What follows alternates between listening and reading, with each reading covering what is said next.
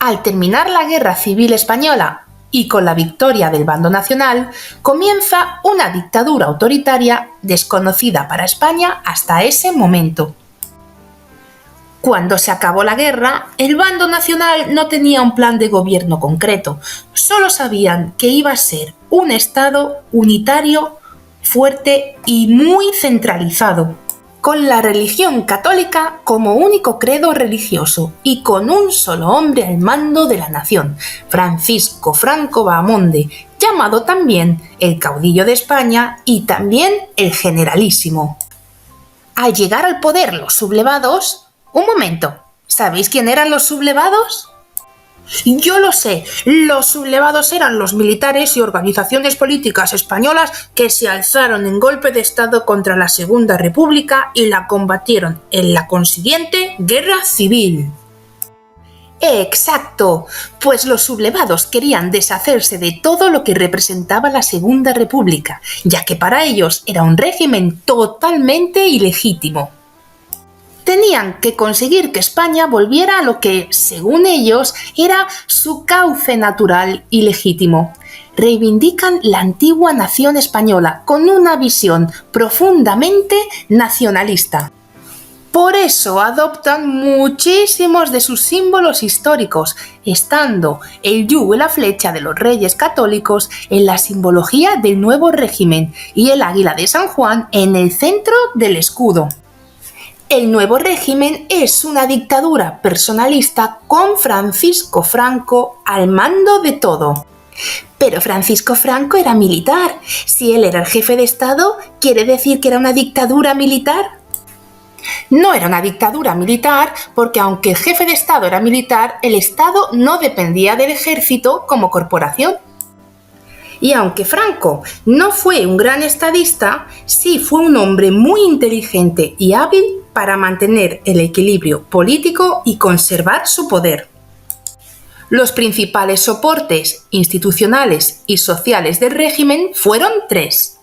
Yo lo sé, la Iglesia Católica, el Ejército y el Movimiento Nacional.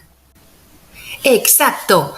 La Iglesia Católica sirvió principalmente para legitimar el Estado y proporcionar principios ideológicos.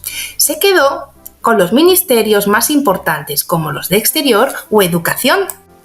El Ejército tuvo un papel muy importante en el mantenimiento del orden y la seguridad del Estado.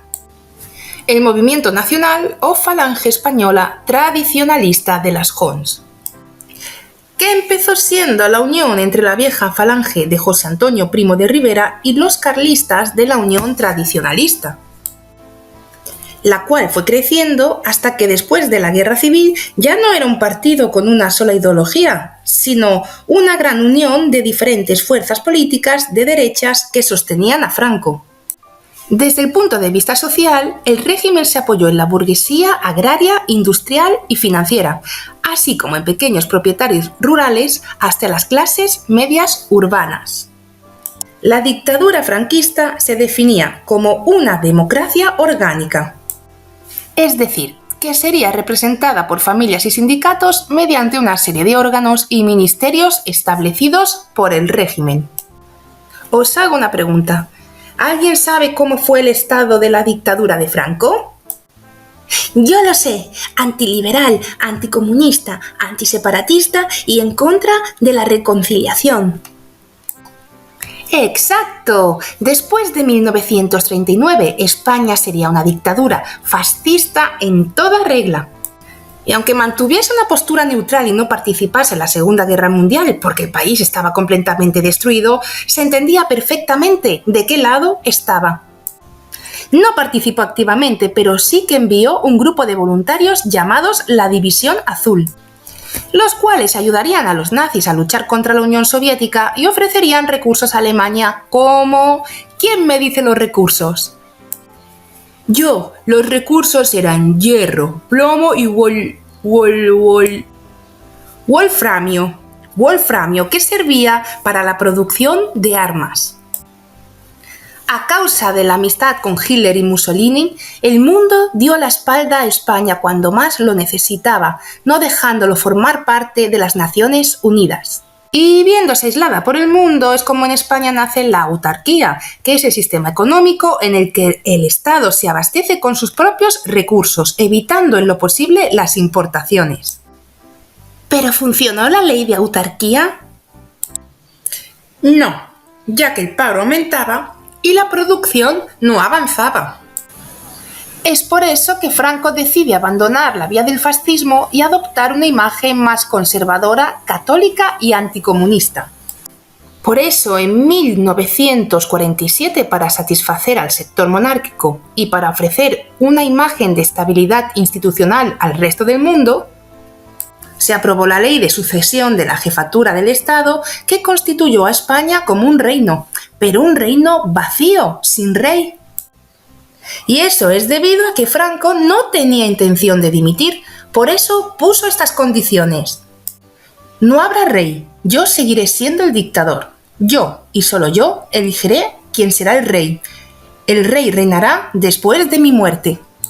Sin embargo, Franco no eligió al heredero legítimo, el infante don Juan de Borbón, hijo del rey Alfonso XIII, sino a su hijo, el infante don Juan Carlos de Borbón y Borbón, que en esa edad tenía solo 10 años. Y se decidió llevarlo a España para ser educado bajo la tutela del dictador. Gracias a estas medidas para lavar la imagen, España empieza a mejorar sus relaciones con el mundo exterior. Y en 1950 es cuando Estados Unidos comienza a mejorar sus relaciones con España, la cual ve como un potencial aliado anticomunista. En 1955 España se une a las Naciones Unidas. En 1957 los tecnócratas entran al gobierno, los cuales querían liberalizar la economía española quitando la autoridad a los falangistas, los cuales siempre estuvieron en contra del libre mercado capitalista. En 1959 los tecnócratas ponen en marcha el Plan de Estabilización. Es el final de la autarquía. La etapa tecnocrática llevó enseguida a un gran desarrollo económico del país. Muchas personas del mundo rural deciden irse a buscar nuevas oportunidades a las ciudades y también al extranjero, como por ejemplo Alemania. También crecen los proyectos de urbanización. Con el nacimiento de este desarrollo económico nace también una nueva clase media, la cual se asocia sobre todo al sector de servicios. En los años 70 empiezan a nacer opiniones distintas sobre la continuidad de la dictadura, formándose dos corrientes dentro del propio régimen, los inmovilistas y los aperturistas. ¿Y qué quería cada grupo?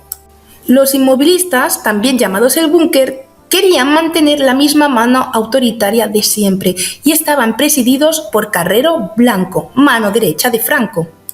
Mientras que los aperturistas querían introducir algunas reformas y abrir un poco el régimen a más participación social. Al mando estaba Manuel Fraga. En 1973, Franco nombra presidente del gobierno a Carrero Blanco, quien murió ese mismo año en un atentado de la banda terrorista ETA. Franco entonces nombró como sucesor a una de las figuras más duras del sector inmovilista, Carlos Arias Navarro. Con la muerte de Carrero Blanco se llevaron a cabo los últimos fusilamientos de la dictadura. Los causantes del atentado fueron ejecutados por orden del gobierno. El 20 de noviembre de 1975 y después de una dictadura de 40 años, Franco murió a la edad de 82 años.